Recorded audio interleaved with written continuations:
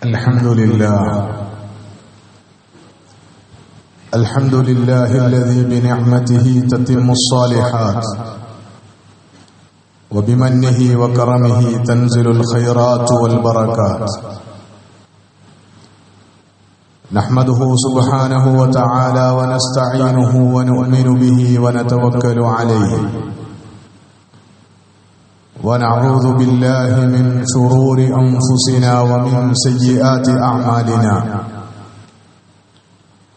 من يهده الله فلا مضل له ومن يضلله فلا هادي له، وأشهد أن لا إله إلا الله وحده لا شريك له، وأشهد أن محمدا عبده ورسوله أرسله بالهدى ودين الحق ليظهره على الدين كله ولو كره المشركون.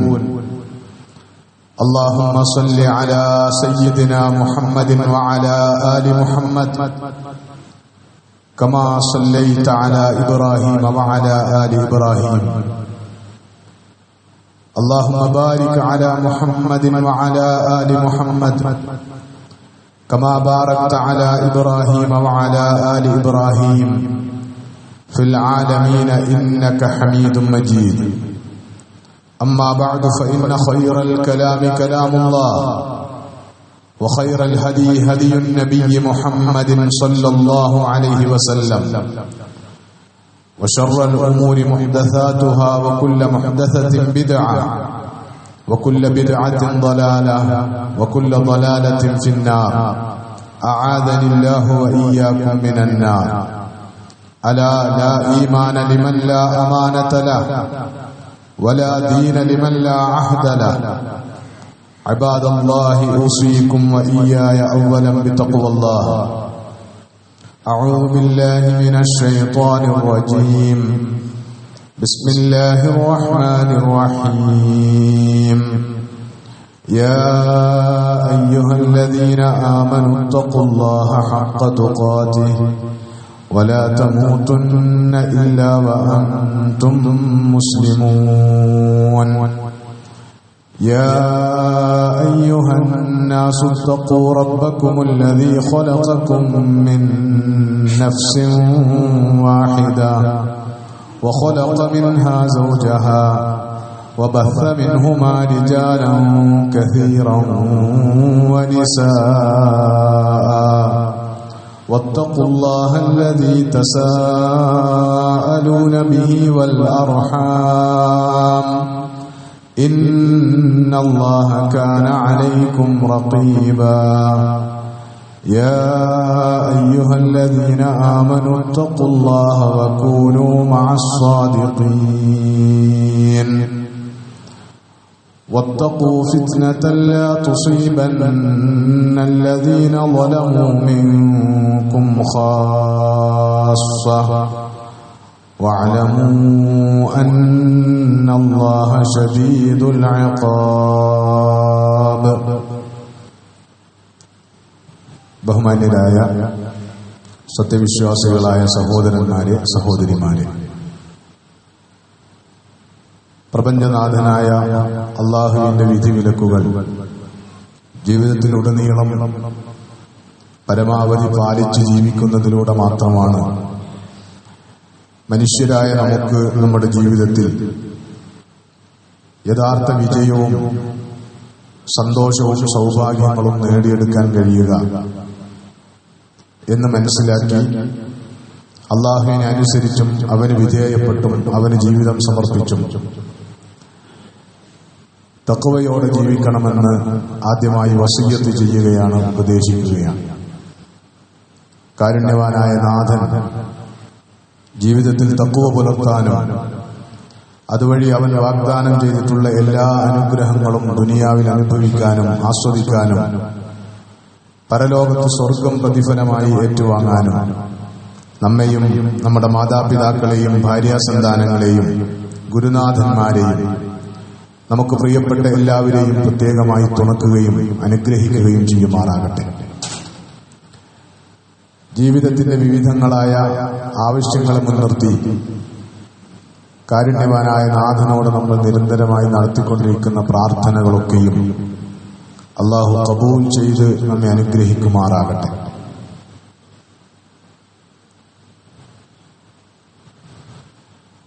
പതിനെട്ടായിരത്തിലധികം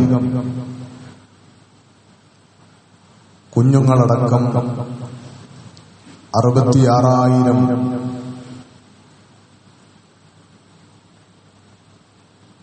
മനുഷ്യരുടെ ജീവൻ പൊലിഞ്ഞിരിക്കുന്നു. 1,70,000-ത്തിനടുത്ത് വരുന്ന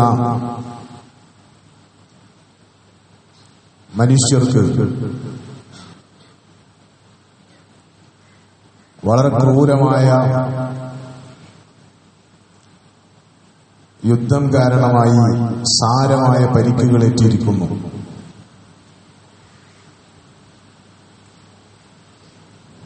ഒരു പ്രദേശം, ഒരു നാട്, അതിന്റെ എല്ലാ നാഗരികമായ സ്വഭാവവും പൂർണ്ണമായ അർത്ഥത്തിൽ തകർക്കപ്പെട്ടു കഴിഞ്ഞിരിക്കുന്നു.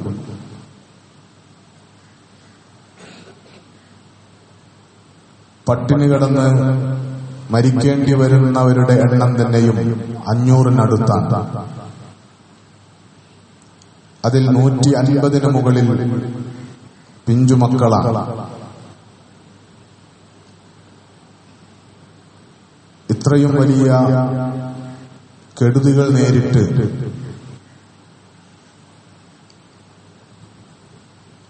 വളരെ കൃത്യമായ വംശഹത്യാ പദ്ധതിയോടുകൂടി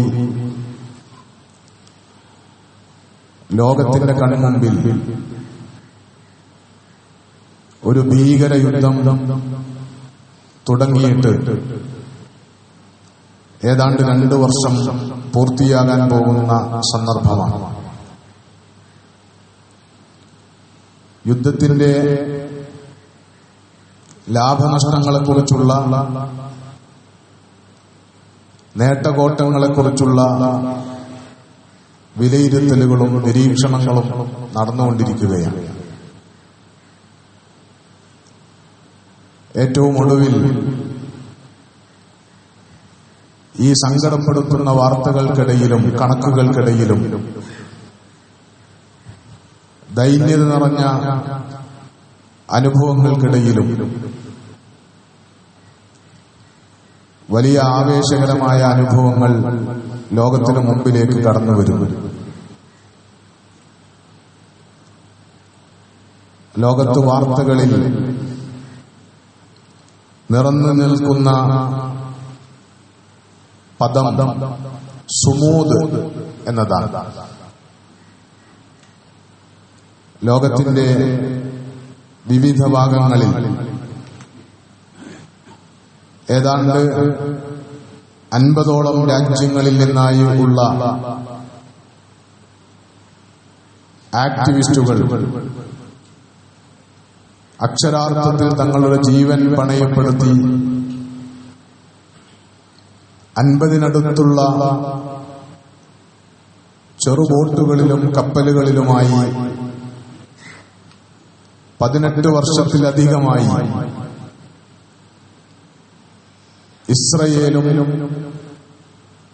ഇസ്രയേലിനെ പിന്തുണക്കുന്ന ലോകവും ഗസ എന്ന് പറയുന്ന ഒരു പ്രദേശത്തിന് നേരെ ഏർപ്പെടുത്തിയിട്ടുള്ള നിയമവിരുദ്ധമായ ഉപരോധത്തെ തകർക്കുവാൻ ലക്ഷ്യം വെച്ച്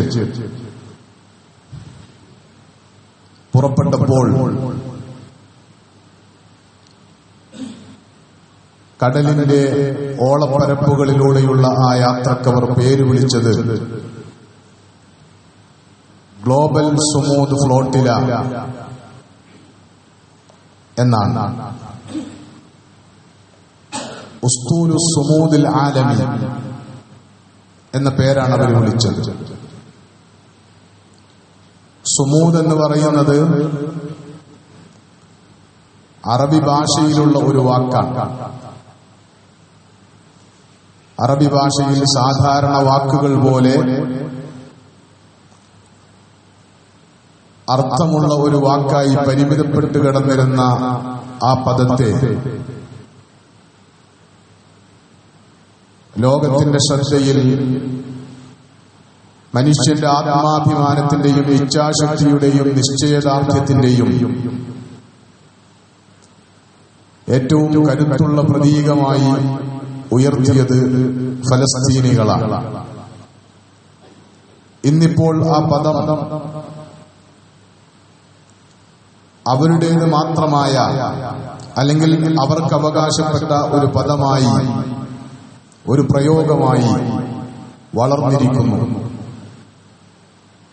സുമൂദ് എന്ന് പറഞ്ഞാൽ അറബി ഭാഷയിൽ അസ്സബാത്ത്, ഉറച്ചു നിൽക്കുക, സ്ഥൈര്യം കാണിക്കുക എന്നൊക്കെയാണ് അർത്ഥം. വൽ മുസാബറ, ഒരു കാര്യത്തിൽ അടിയുറച്ചു നിന്നുള്ള നിരന്തര പരിശ്രമത്തിന് പറയുന്ന പേരാണ് സുമൂദ് എന്ന് പറയുന്നത്. ആ പദപ്രയോഗം ഇന്ന് നമ്മൾ അതിനെക്കുറിച്ച് അന്വേഷിച്ചാൽ, പരതിയാൽ, അത് Palestinian political and cultural strategic ഉപയോഗിക്കുന്ന പ്രത്യേകമായൊരു ടേമായി, ഒരു പ്രയോഗമായി ലോകത്ത് അംഗീകരിക്കപ്പെട്ടിരിക്കുന്നു. എന്ന് പറഞ്ഞാൽ ഒരു സാധാരണ പദപ്രയോഗത്തിൽ നിന്ന് മാറി ഭാഷാപരമായ അർത്ഥം മാത്രമുള്ള ഒരു പദത്തിൽ നിന്ന് വ്യത്യസ്തമായി സുമൂദ് എന്ന പ്രയോഗം ലോകത്തിന് മുമ്പിൽ കൃത്യമായ രാഷ്ട്രീയ ഉള്ളടക്കമുള്ള, സാംസ്കാരിക ഉള്ളടക്കമുള്ള ഒരു ജനസമൂഹത്തിന്റെ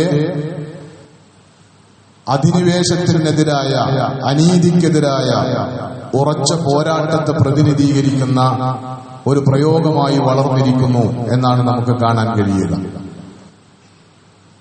രണ്ട് തരത്തിലുള്ള സുമൂദുകൾ ഫലസ്തീൻ ലോകത്തിന് മുമ്പിൽ പ്രതിനിധീകരിക്കുന്നു. ഒന്നാമത്തത്, ജന്മനാട്ടിൽ ആ ജന്മനാട് അധിനിവേശത്തിന് വിട്ടുകൊടുക്കാതെ, ഒരു തരി മണ്ണും വിട്ടുകൊടുക്കാതെ ആ മണ്ണിൽ നിലയുറപ്പിച്ചുള്ള നൃത്തമാണ്. അതാണ് സുമൂദിന്റെ ഒരു രൂപം. ഈ മണ്ണ് വിട്ടുതരില്ലെന്ന് പലരും ഇപ്പോഴും മുമ്പ് പല സന്ദർഭങ്ങളിലും വാഗ്ദാനം ചെയ്തതുപോലെ ഭൂമി വിറ്റ് വലിയ ക്യാഷ് അതിന് പകരമായി വാങ്ങി നാട് വിട്ടുപോകാനായിരുന്നുവെങ്കിൽ ഫലസ്തീനികൾക്ക് അതന്നെ ആകാമായിരുന്നു എന്നതാണ് ചരിത്രം മുന്നോട്ട് വെക്കുന്ന യാഥാർത്ഥ്യം. പക്ഷേ ഈ മണ്ണങ്ങനെ വിട്ടുതരില്ലെന്ന്, എന്ത് ത്യാഗം സഹിച്ചും ഞങ്ങളിവിടെ നിലയുറപ്പിക്കുമെന്ന്, ഈ മണ്ണിൽ സ്വതന്ത്ര ഫലസ്തീൻ പുലരുമെന്ന്, അൽ അഖ്സ വിമോചിപ്പിക്കപ്പെടുമെന്ന് അധിനിവേശം നടത്തിയവരും അനീതി കാണിച്ചവരും പടിയിറങ്ങേണ്ടി വരുമെന്ന് ഒരു ജനത ഇച്ഛാശക്തിയോടുകൂടി തങ്ങളുടെ കർമ്മം കൊണ്ട് വിളിച്ചു പറയുന്നതിന്റെ പേരാണ് സുമൂദ് എന്ന് പറയുന്നത്. കേവലം അങ്ങനെ മണ്ണിൽ അള്ളിപ്പിടിച്ചിരിക്കാനുള്ള, ജന്മനാടിനെ അള്ളിപ്പിടിച്ചിരിക്കാനുള്ള പരിശ്രമത്തിനപ്പുറത്ത് സുമൂദുൽ മുഖാവിം, സുമൂദുൽ മുഖാവമ, ചെറുത്തുനിൽപ്പിന്റെ ശക്തമായ പോരാട്ടത്തിന്റെ നിലയുറപ്പുകൂടിയായി ഫലസ്തീനികൾ പ്രതിനിധീകരിക്കുന്ന സുമൂദ് മാറുന്നു ലോകത്ത് എന്ന കാഴ്ചയാണ് നമ്മൾ കാണുന്നത്. ഇപ്പോൾ യുദ്ധത്തിന്റെ നേട്ടകോട്ടങ്ങൾ വിലയിരുത്തപ്പെടുന്നതിന്റെ ഒരു സന്ദർഭമാണ്. 2 കൊല്ലം തികയാൻ പോവുകയാണ്. ദീർഘമായ 728 ദിവസങ്ങൾ പിന്നിടുമ്പോൾ പ്രത്യക്ഷത്തിൽ കാര്യങ്ങൾ എവിടെയാണ് നിൽക്കുന്നത് എന്ന് നമുക്കറിയാം. അത് നമ്മളെ സങ്കടപ്പെടുത്തുന്നതും നിരാശപ്പെടുത്തുന്നതുമായ കണക്കുകളും വിവരങ്ങളുമാണ്. അതേസമയത്ത് ഈ യുദ്ധം ആരംഭിക്കുന്നതിന് തൊട്ടുമുമ്പിൽ ഒക്ടോബർ 7 എന്ന് പറയുന്നത് ഫലസ്തീനിന്റെ ചരിത്രത്തിൽ മുമ്പെങ്ങുമില്ലാത്ത വിധം ഒരു വലിയ മലവെള്ളപ്പാച്ചിലുണ്ടായ ദിവസമാണ്. അൽ അഖ്സ ഫ്ലഡ് എന്നാണ് അതിന് നേതൃത്വം നൽകിയ ഫലസ്തീനിലെ ചെറുത്തുനിൽപ്പ് പോരാളികൾ ആ സൈനിക ഓപ്പറേഷനെ പേരിട്ട് വിളിച്ചത്. അത് അക്ഷരാർത്ഥത്തിൽ ഇസ്രയേലിനെ ഞെട്ടിപ്പിക്കുന്നതായിരുന്നു. ലോകത്തുള്ള സകല ജനങ്ങളെയും വിസ്മയിപ്പിച്ച, അത്ഭുതപ്പെടുത്തിയ ഒരു മഹത്തായ സംഭവമായിരുന്നു അത്. ആ ആക്രമണത്തിലൂടെ തങ്ങൾ എന്തൊക്കെയാണ് ലക്ഷ്യം വെക്കുന്നതെന്ന് ഒക്ടോബർ 7 2023 ആ ആക്രമണം നടത്തിക്കഴിഞ്ഞതിന് ശേഷം തൊട്ടടുത്ത മണിക്കൂറുകളിൽ തന്നെ ഗസയിലെ ഫലസ്തീനിലെ ചെറുത്തുനിൽപ്പ് പ്രസ്ഥാനങ്ങൾ ലോകത്തോട് പ്രഖ്യാപിച്ചിട്ടുണ്ടായിരുന്നു. അതിലൊന്നാമത്തെ കാര്യം അവർ പറഞ്ഞത്, ഫലസ്തീനിന്റെ പ്രശ്നം ലോകത്തെ ഏറ്റവും വലിയ ഭീകരതയുടെയും അനീതിയുടെയും അധിനിവേശത്തിന്റെയും പ്രശ്നം അരികുവൽക്കരിക്കപ്പെട്ടുകൊണ്ടിരിക്കുകയാണ്, തത്ബീഇന് വിധേയമായിക്കൊണ്ടിരിക്കുകയാണ്. അത് നോർമലൈസ് ചെയ്യപ്പെട്ടുകൊണ്ടിരിക്കുകയാണ്. ഒരു സാധാരണ സംഭവം എന്നതിലേക്ക് അത് നീങ്ങുകയാണ്. എല്ലാവരും കാര്യങ്ങളുടെ മർമ്മം മറന്നുകൊണ്ടിരിക്കുകയാണ്. അധിനിവേശം ഫലസ്തീനിലെ അവശേഷിക്കുന്ന വെസ്റ്റ് ബാങ്കിലെയും ഗസയിലെയും അവസാനത്തെ തരിമണ്ണിലേക്കും തുണ്ടുഭൂമിയിലേക്കും കടന്നു വന്നുകൊണ്ടിരിക്കുകയാണ്. അങ്ങനെ വിസ്മരിക്കപ്പെട്ടുപോയ ഫലസ്തീൻ പ്രശ്നത്തെ ലോക ജനതയുടെ ശ്രദ്ധയിലേക്ക് തിരിച്ചു കൊണ്ടുവരിക എന്നതാണ് ഈ സന്ദർഭത്തിൽ ശേഷികൾ കുറവായിരുന്നിട്ടും നീണ്ട ഉപരോധത്തിന് ശേഷം ഒരു ലോകത്തെ ഏറ്റവും വലിയ സൈനിക ശക്തികളെ നേരിടാനുള്ള ശേഷി എത്രയാണ് എന്ന ആശങ്ക നിലനിൽക്കുമ്പോഴും വളരെ അനിവാര്യതയിൽ നിന്നുകൊണ്ട് ഇങ്ങനെ ഒരു ആക്രമണത്തിന് തങ്ങൾ സന്നദ്ധരായിട്ടുള്ളത് എന്നവർ പ്രഖ്യാപിച്ചതാണ്. രണ്ടാമത്തത്, അബ്രഹാം അക്കോർഡ് എന്ന പേരിൽ യഥാർത്ഥത്തിൽ ഫലസ്തീൻ പ്രശ്നത്തെ ഒരാദർശ പ്രശ്നമായി ഏറ്റെടുക്കേണ്ടുന്ന അറബ് മുസ്ലിം ലോകം ഇസ്രയേലിനൊപ്പം രാജിയാകുന്ന സമീപനങ്ങളിലേക്കും കരാറുകളിലേക്കും എഗ്രിമെന്റുകളിലേക്കുമൊക്കെ നീങ്ങുന്ന ഒരു സന്ദർഭത്തിൽ ഇത് അപകടകരമായ കളിയാണ്. ആ നീക്കത്തിന് തടയിടുക എന്ന ലക്ഷ്യം മുൻനിർത്തിയാണ് ഞങ്ങൾ ഈ ഓപ്പറേഷൻ നടത്തിയിട്ടുള്ളത് എന്നവർ പ്രഖ്യാപിച്ചതാണ്. മൂന്നാമതായി, അൽ അഖ്സ മസ്ജിദ് മുസ്ലിങ്ങളുടെ ഒന്നാമത്തെ ഖിബ്ലയായ പ്രവാചകൻ സല്ലല്ലാഹു അലൈഹി വസല്ലമയുടെ ഇസ്രാഇന് വേദിയൊരുങ്ങിയ മുസ്ലിം ലോകത്തെ സംബന്ധിച്ചിടത്തോളം വളരെ പവിത്രമായി പരിശുദ്ധമായി വിശ്വസിച്ചു പോരുന്ന ഒരു പുണ്യഗേഹം, അത് വളരെ കൃത്യമായ ജൂത ആരാധനകൾക്ക് ശേഷം, പൂജകൾക്ക് ശേഷം, മതപരമായ ചടങ്ങുകൾക്ക് ശേഷം ആക്രമിക്കപ്പെടാനും തകർത്ത് കളയാനും പൂർണ്ണമായി നശിപ്പിക്കാനുമുള്ള പദ്ധതികൾ ഉള്ളിൽ ഒരുങ്ങിക്കഴിഞ്ഞിരിക്കുന്നു. അത് നടപ്പിലാക്കാൻ പോകുന്ന ദിവസങ്ങളും ആഴ്ചകളുമാണ് മുമ്പിൽ കടന്നു വരാനിരിക്കുന്നത് എന്ന തിരിച്ചറിവിന്റെ അടിസ്ഥാനത്തിൽ മസ്ജിദുൽ അഖ്സയെ പ്രതിരോധിക്കുവാൻ, അതിന്റെ തകർച്ചയെ പ്രതിരോധിക്കുവാൻ, അതിനു നേരെയുള്ള ആക്രമണങ്ങളെ ഇല്ലായ്മ ചെയ്യാൻ ഉദ്ദേശിച്ചുകൊണ്ടുള്ളതുകൂടിയാണ് ഈ ആക്രമണമെന്ന് ഫലസ്തീനിലെ ചെറുത്തുനിൽപ്പ് പ്രസ്ഥാനങ്ങൾ ലോകത്തോട് വിളിച്ചു പറഞ്ഞതാണ്. അവരാ ലക്ഷ്യങ്ങളിൽ നിന്നുകൊണ്ട് മറുഭാഗത്ത് തൊട്ട് പിറ്റേ ദിവസം മുതൽ ഇസ്രയേൽ നടത്തിയിട്ടുള്ള യുദ്ധം, അതല്ലെങ്കിൽ വംശഹത്യ അജണ്ടയിലുള്ള ആക്രമണങ്ങൾ, അതിന്റെ ലക്ഷ്യങ്ങൾ ചെറുത്തുനിൽപ്പ് പ്രസ്ഥാനങ്ങളെ ഇല്ലാതാക്കുക, ബന്ദികളായി പിടിക്കപ്പെട്ടവരെയൊക്കെ സുരക്ഷിതമായി തിരിച്ച് ഇസ്രയേലിലേക്ക് കൊണ്ടുവരിക, പൂർണ്ണമായും ഹമാസ് അടക്കമുള്ള ചെറുത്തുനിൽപ്പ് പ്രസ്ഥാനങ്ങളെ നിരായുധീകരിക്കുക തുടങ്ങിയ അജണ്ടകൾ, അതിനുമപ്പുറത്ത് ഒരിക്കലും ഫലസ്തീൻ എന്ന് പറയുന്ന രാജ്യത്തെക്കുറിച്ചുള്ള സ്വപ്നങ്ങൾ അതാരുടേതാണെങ്കിലും അത് അനുവദിച്ചു കൊടുക്കാതിരിക്കുക തുടങ്ങിയ ലക്ഷ്യങ്ങളെ മുൻനിർത്തിയാണ് ഇസ്രയേൽ തങ്ങളുടെ ആക്രമണങ്ങൾ നടത്തിയിട്ടുള്ളത്.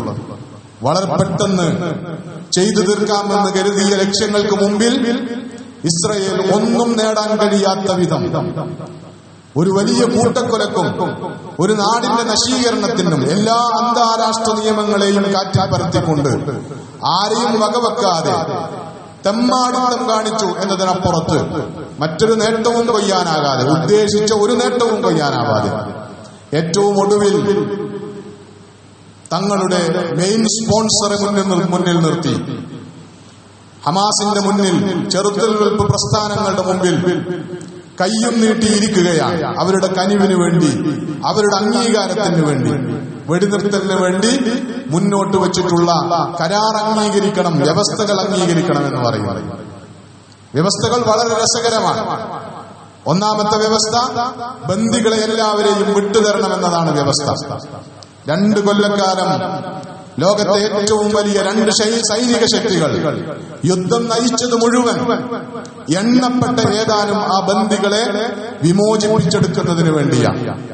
എന്നിട്ട് തങ്ങളുടെ ഇന്റലിജൻസ് സംവിധാനവും തങ്ങളുടെ സാങ്കേതിക വിദ്യകളും തങ്ങളുടെ സൈനിക ശേഷിയും ഒക്കെ ഉപയോഗിച്ചു കഴിഞ്ഞതിന് ശേഷവും തങ്ങൾ ഉദ്ദേശിച്ച പോലെ ഹമാസ് ലോകത്തിന്റെ മുമ്പിൽ വളരെ മാതൃകാപരമായി പ്രസന്റ് ചെയ്ത് വിട്ടുതന്ന ബന്ദികളെയല്ലാതെ ഒരു ബന്ദിയെപ്പോലും തങ്ങളുടെ സൈനികളെ ശേഷി കൊണ്ട് വിമോചിപ്പിക്കാൻ കഴിയാതെ ഇളിപ്യരായി പോയതിനു ശേഷം ഇനി ഒരു ഗതിയുമില്ലെന്ന് കണ്ട് ബന്ദികളെ വിട്ടുകിട്ടാനുള്ള പിന്നാമ്പുറ കളികൾ കളിക്കുകയാണ്.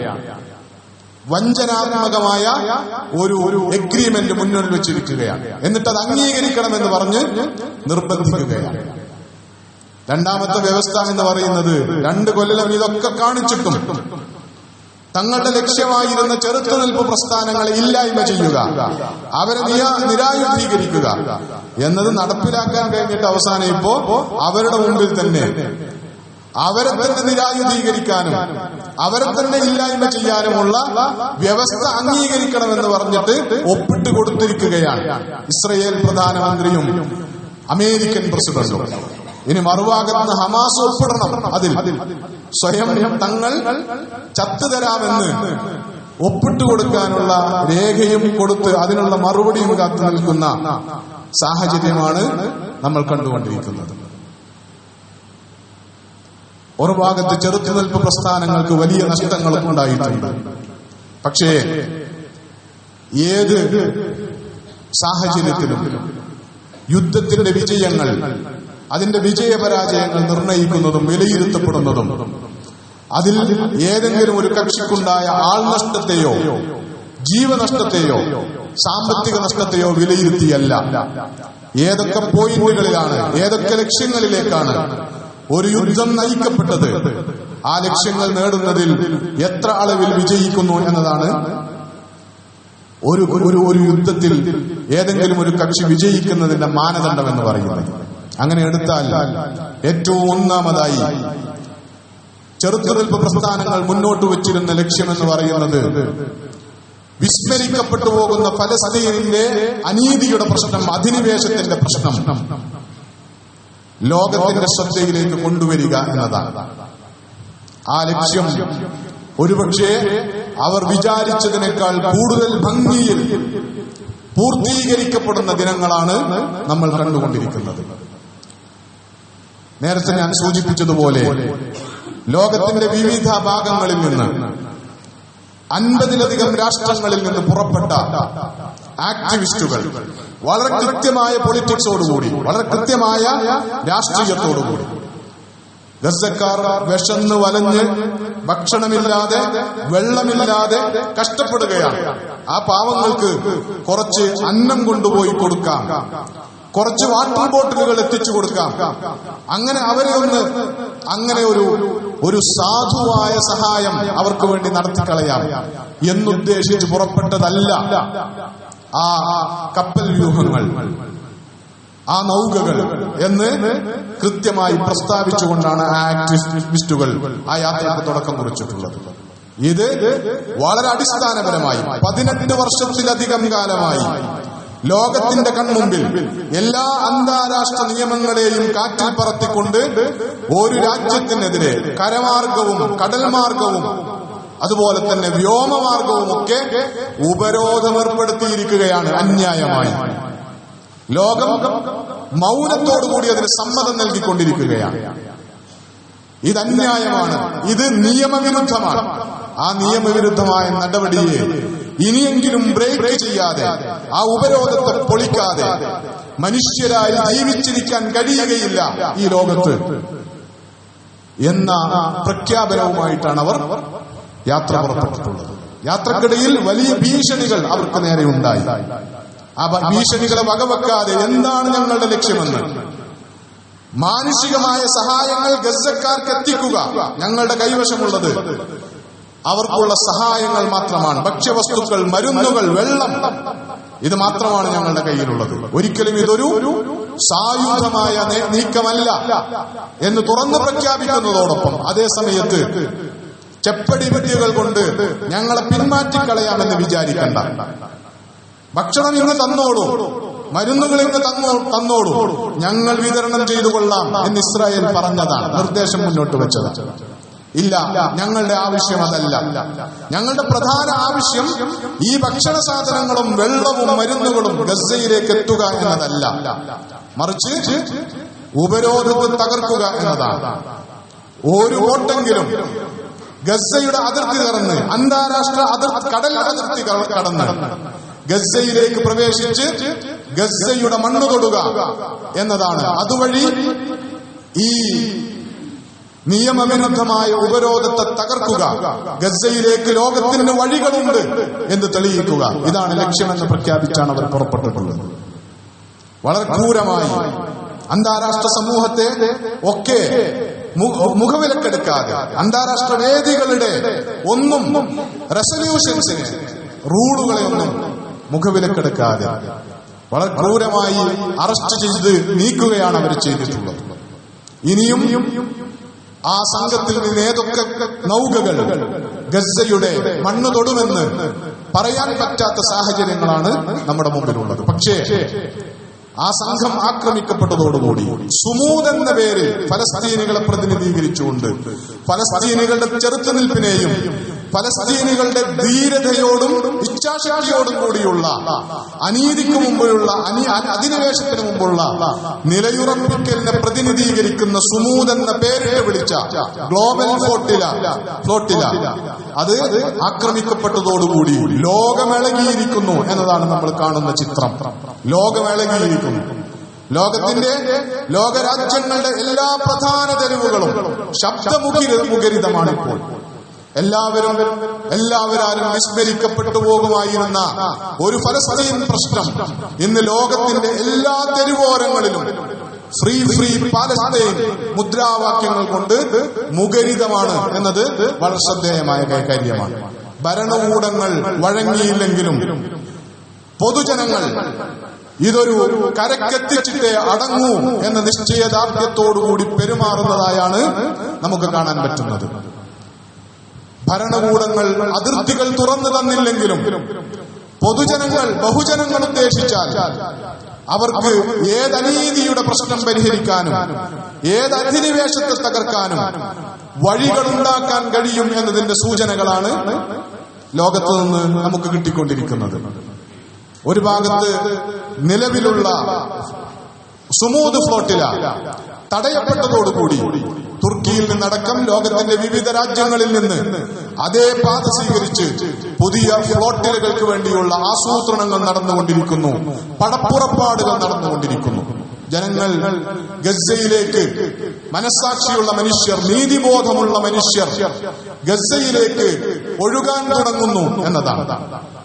ഒട്ടും ഭയമില്ലാതെ ജീവൻ പോവുകയാണെങ്കിൽ പൊയ്ക്കൊള്ളട്ടെ, ജീവൻ കൊടുക്കാൻ സന്നദ്ധരായി മരണവസയ്യത്തുകൾ എഴുതി വെച്ചു പോലും ആളുകൾ മക്കളോട് ഉപദേശിച്ച്, മക്കളോട് നല്ല വർത്തമാനം പറഞ്ഞ്, ഒരുപക്ഷെ കണ്ടുമുട്ടിയെന്ന് വരില്ല എന്ന് തന്നെ പറഞ്ഞ് പുറപ്പെട്ട ലോകത്തിന്റെ വിവിധ ഭാഗങ്ങളിലുള്ള ആക്ടിവിസ്റ്റുകൾ ലോകത്തെ മുഴുവൻ ഒരനീതിക്കെതിരെയുള്ള പോരാട്ടത്തിൽ ആവേശഭരിതമാക്കുന്ന കാഴ്ചകൾ നമ്മൾ കണ്ടുകൊണ്ടിരിക്കുകയാണ്. ഇന്ത്യയാണ് താരതമ്യേന ഇളക്കമില്ലാതെ നിൽക്കുന്ന ഒരിടം എന്ന് നമുക്ക് വളരെ സങ്കടത്തോടുകൂടി, അപമാനത്തോടുകൂടി പറയേണ്ടി വരും. വലിയ പ്രക്ഷോഭങ്ങൾ ഇവിടെ ഇനിയും രൂപപ്പെട്ടിട്ടില്ല എന്ന് നമുക്ക് പറയേണ്ടി വരും.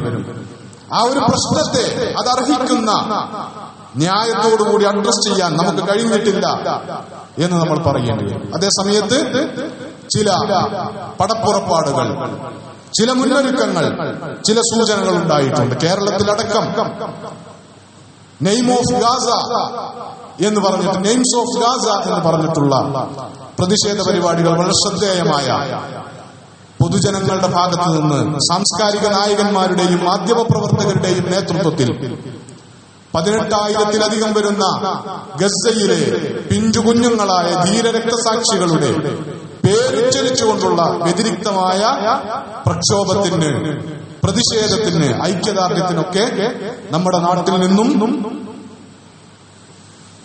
ഒരുക്കങ്ങൾ നടന്നിട്ടുണ്ട് എന്ന് നമ്മൾ അറിയാം. ഇത് ഇങ്ങനെ പറയുന്നത് എന്തിനാണ് ചോദിച്ചാൽ, വരും ദിവസങ്ങൾ നമ്മൾ ഈ മാർഗത്തിൽ വലിയ പ്രക്ഷോഭങ്ങളിലേക്ക്, ഐക്യദാർഢ്യങ്ങളിലേക്ക് ഇറങ്ങിത്തിരിക്കേണ്ടുന്ന ദിവസങ്ങളായിരിക്കും എന്ന് സൂചിപ്പിക്കാൻ വേണ്ടിയാണ്. നമ്മളിപ്പോൾ വളരെ സുഖകരമായി ഒരു വെള്ളിയാഴ്ച ദിവസം വളരെ സുഖമായി രാവിലെ കിടന്നുറങ്ങി എണീറ്റ് പല്ല് തേച്ച് ഭക്ഷണം കഴിച്ച് ഇങ്ങനെ ഒരു റിസ്കുമില്ലാതെ കുളിച്ച് വസ്ത്രം ഇസ്തിരിയിട്ട് അതൊടുത്ത് ഇങ്ങനെ പള്ളിയിലേക്ക് വന്നിരിക്കുകയാണ്. ഇത്ര സുഗമമാകാൻ പാടില്ല. ഇത്രയും കടുത്ത അനീതികൾ, അധിനിവേശങ്ങൾ നടമാടിക്കൊണ്ടിരിക്കുന്ന ഒരു കാലത്ത് ലോകത്തിന്റെ മനസ്സാക്ഷി അതിനെതിരെ ഉണർന്നു കഴിഞ്ഞ ഒരു സന്ദർഭത്തിൽ നമ്മുടെ നീതിബോധം ഇത്ര സാധുവായി നിലനിൽക്കാൻ പാടില്ല, അങ്ങനെ തന്നെ മുന്നോട്ട് കൊണ്ടുപോകാൻ പാടില്ല എന്നത് സൂചിപ്പിക്കാൻ വേണ്ടിയാണ്. ചില പടയൊരുക്കങ്ങൾ ആവശ്യമായി വന്നേക്കാം. കേരളത്തിൽ നിന്നും ധീരയായ ഒരു വനിത വഴി കണ്ടെത്തി ഗസയിലേക്ക് അവിടെ സഹായങ്ങൾ വിതരണം ചെയ്യാൻ എത്തിച്ചേർന്നതിന്റെ വാർത്തയും അതിനെ കുറിച്ചുള്ള വിശകലനങ്ങളുമൊക്കെ മാധ്യമങ്ങളിൽ വന്നുകൊണ്ടിരിക്കുന്ന ഒരു സന്ദർഭമാണിത്. അനീതിക്കെതിരായ പോരാട്ടത്തിൽ, അക്രമത്തിനെതിരായ പോരാട്ടത്തിൽ മനുഷ്യർ വഴി വെട്ടിത്തെളിക്കാൻ തീരുമാനിച്ചാൽ അള്ളാഹുവിന്റെ സഹായമുണ്ടാകും. ആ വഴിയിൽ പുതുവഴികൾ, തീർത്തും ഇരുളടഞ്ഞ ഒരു സന്ദർഭത്തിലും പുതിയ വഴികൾ വെട്ടിത്തുറക്കാനാകും എന്നതിന്റെ ശുഭസൂചനകൾ സുമൂദ് ഫ്ലോട്ടിലൂടെയും ലോകത്തിന്റെ വിവിധ രാജ്യങ്ങളിൽ, പ്രധാനപ്പെട്ട നഗരങ്ങളിൽ അടക്കം നടന്നുകൊണ്ടിരിക്കുന്ന വലിയ പ്രക്ഷോഭങ്ങളിലൂടെയും അവരുയർത്തുന്ന മുദ്രാവാക്യങ്ങളിലൂടെയുമൊക്കെ ആ ശുഭപ്രതീക്ഷകൾ നമ്മളിലേക്ക് പങ്കുവെക്കപ്പെടുന്ന സന്ദർഭമാണിത്. ഈ സന്ദർഭത്തിൽ അതിൽ നിന്ന് പ്രചോദനം നേടാൻ, അതുയർത്തുന്ന ഒരു നീതിബോധം നമ്മുടെയും മനസ്സാക്ഷിയെ തൊടാൻ നമ്മൾ അനുവദിക്കണം. അതിനനുസരിച്ച് നിലയുറപ്പിക്കാനുള്ള ശേഷിയും ഇച്ഛാശക്തിയും നമുക്ക് പ്രകടിപ്പിക്കാനാവണം. അത് നമ്മുടെ ഒന്നാമതായി നമ്മുടെ മാനവികമായ ബാധ്യതയാണ്. അതിനപ്പുറം ഇതിൽ നമുക്ക് ഇസ്ലാമികമായ, മുസ്ലിം എന്നുള്ള നിലക്കുള്ള ബാധ്യതകളുടെ വിശാല തലങ്ങൾ വിശദീകരിക്കാതെ തന്നെ നമുക്കറിയാവുന്നതും നിരന്തരം നമ്മൾ കേട്ടുകൊണ്ടിരിക്കുന്നതുമാണ്. അല്ലാഹു സുബ്ഹാനഹു വ തആല നീതിക്ക് വേണ്ടിയുള്ള ഈ പോരാട്ടമുഖത്ത് നിലയുറപ്പിക്കുവാൻ, നീതിക്ക് വേണ്ടി പോരാടുന്നവരുടെ കൂടെ നിൽക്കുവാൻ, അവരോട് ഐക്യദാർഢ്യപ്പെടാൻ, അനീതിയുടെ കോട്ടകൊത്തളങ്ങളെ തകർക്കാനുള്ള ലോകത്തിന്റെ ഇറങ്ങിപ്പുറപ്പാടിന്റെ കൂടെ നിൽക്കാൻ, ആ പടപ്പുറപ്പാടിനെ വിജയത്തിലെത്തിക്കാനൊക്കെയുള്ള സഹായം നൽകി ലോകത്തുള്ള സകല മനുഷ്യരെയും അനുഗ്രഹിക്കുമാറാകട്ടെ. പടച്ചതമ്പുരാൻ ഈ മാർഗത്തിലുള്ള എല്ലാ പരിശ്രമങ്ങളെയും വിജയിപ്പിച്ചു തന്ന് നമ്മെ അനുഗ്രഹിക്കുമാറാകട്ടെ. വഅഖൂലു ഖൗലി ഹാദാ വഅസ്തഗ്ഫിറുല്ലാഹ ലി വലക്കും ഫസ്തഗ്ഫിറൂഹു ഇന്നഹു ഹുവൽ ഗഫൂറുർ റഹീം.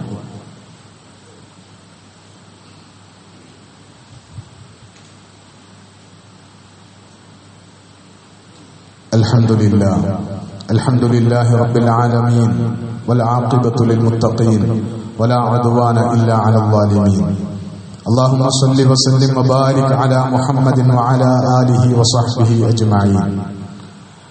عباد الله أوصيكم وإياي ثانيا بتقوى الله. يا أيها الذين آمنوا اتقوا الله وقولوا قولا سديدا يصلح لكم أعمالكم ويغفر لكم ذنوبكم ومن يطع الله ورسوله فقد فاز فوزا عظيما. اللهم اغفر للمؤمنين والمؤمنات والمسلمين والمسلمات الأحياء منهم والأموات إنك مجيب الدعوات يا قاضي الحاجات. طيب ثراهم واجعل الجنة مأوانا ومأواهم. اللهم ربنا ظلمنا أنفسنا وإن لم تغفر لنا وترحمنا لنكونن من الخاسرين. ربنا اغفر لنا ولآبائنا ولأمهاتنا رب ارحمهم كما ربونا صغارا. ربنا هب لنا من أزواجنا وذرياتنا قرة أعين واجعلنا للمتقين إماما. ربنا اغفر لنا ولإخواننا الذين سبقونا بالإيمان ولا تجعل في قلوبنا غلا للذين آمنوا ربنا إنك رؤوف رحيم. ربنا أفرغ علينا صبرا وثبت أقدامنا وانصرنا على القوم الكافرين. اللهم انصرنا على القوم الظالمين. اللهم انصرنا على الحكام الظالمين. اللهم أرنا في الظالمين عجائب قدرتك. اللهم خذ الظالمين أخذ عزيز مقتدر فإنهم لا يعجزون. اللهم إنا نشكو إليك ضعف قوتنا وقلة حيلتنا وهواننا على الناس فلا تكلنا إلى أنفسنا طرفة عين ولا أقل من ذلك. اللهم انصر إخواننا في غزة. اللهم انصر إخواننا المجاهدين في غزة. اللهم انصر إخواننا المظلومين المستضعفين في فلسطين. اللهم انصرهم واهزم أعداءهم أجمعين. اللهم اهزم أعداءهم. اللهم إنهم طغوا في البلاد فأكثروا فيها الفساد فصب عليهم ربنا سوط عذابك. اللهم أنزل عليهم بأسك الذي لا يرد عن القوم المجرمين. اللهم إنا نجعلك في نحورهم.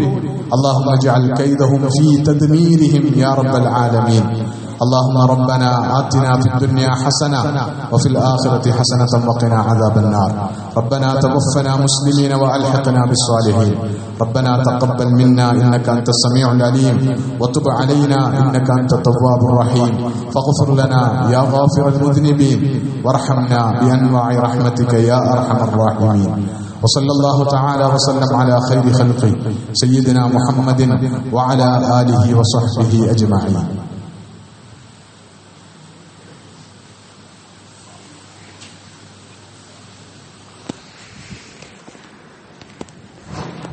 الله أكبر الله أكبر.